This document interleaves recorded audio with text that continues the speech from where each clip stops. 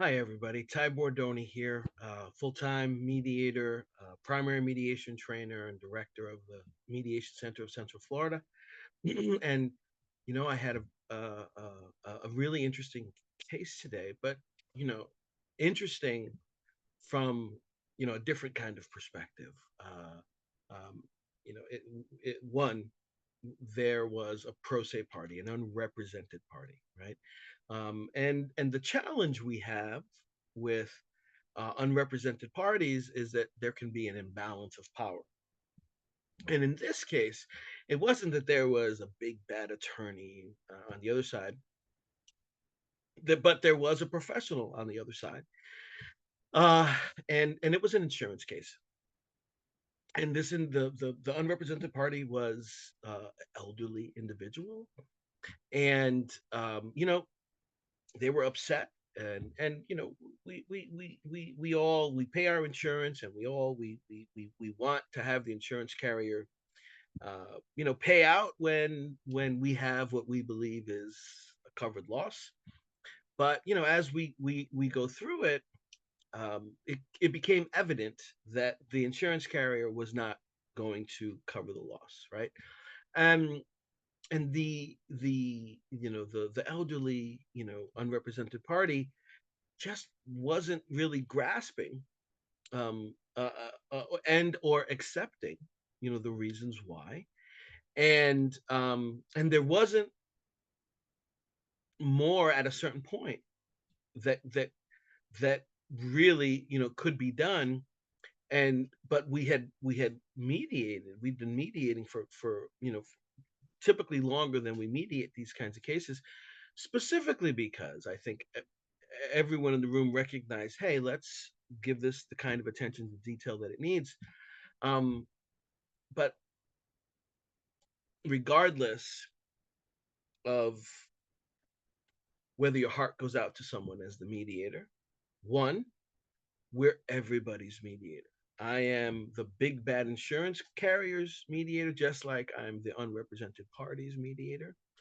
And and we have to be able to step outside of feeling bad for somebody or not liking somebody, and what their position should be, could be, isn't, is. um and we have to know, by the same token, when to we wear many hats as mediators. And one of the things we are is apart from being neutral, we're also a leader, right? And we sometimes have to lead the parties through the process. And there comes a time when it falls to us to let the parties know, listen, I'm not seeing agreement here, in such a way, however, that still uses your emotional intelligence, that still takes into account, everyone's, and in this case, the unrepresented party, but still being the mediator for both sides, and letting the parties know, listen, I'm sorry, but you know and I went through each side's position, and then I pointed out, the point of mediation is for the parties to come to mutual agreement. The role of the mediator is not to decide. This isn't an arbitration, right? My job is to facilitate as much as possible, and we also have to help the parties see practically, potentially, in that moment, what is not happening. And it's not easy, especially when you have a party who feels slighted, who who does not agree, and who could have used the benefit of a professional, either public adjuster or an attorney. But regardless, right? I recognize that it was time to let the parties know that we're not at agreement. And I did it with emotional intelligence, but I was deferential to both parties. And I talk about subjective neutrality, and typically you do that when you're in caucus, right? You want each party to see that you recognize the position.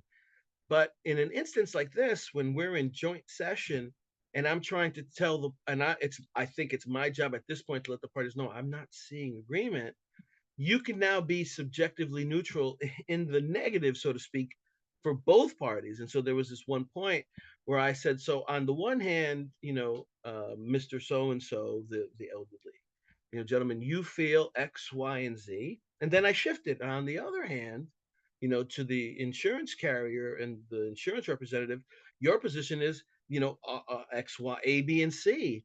And there's a difference of opinion. And respectfully, um, there's not, and what I'm not seeing is agreement. And I believe that unless the parties were to tell me otherwise, we're at an impasse. And so that's not easy for the mediator to do sometimes, right? But I think our job is also to recognize when we're the one that has to be the leader and when we have to kind of try and lead the parties. And this was the kind of case today where I was taking the lead and I was asking, questions of the parties to see if I could get them, to some kind of common ground.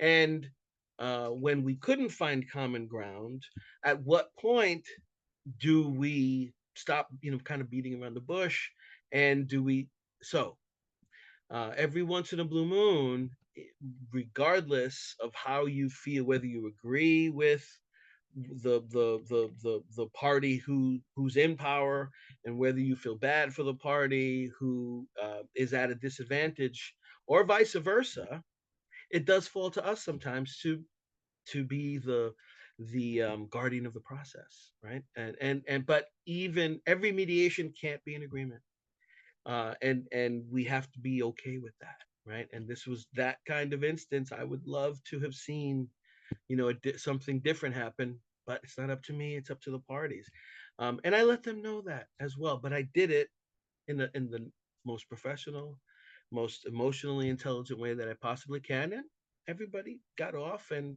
said thank you, and then we move forward. So, I hope you can take something away from that, because even in non-agreement we can still make a difference, right? And that is, we can ensure that everybody is heard, we can ensure a good process, and then we can help the case move forward, because even though there was an agreement, well, the case can move forward now, can't it? Now that is its own resolution. That is, now they can find resolution somewhere else. So um keep on doing the good work that you do, even when it's tough, because what we do makes a difference, and it's important, and or it has its place in the process. So keep up the good work, one mediation at a time, hopefully in turn your community and the world. And I will talk to you soon. Stay well.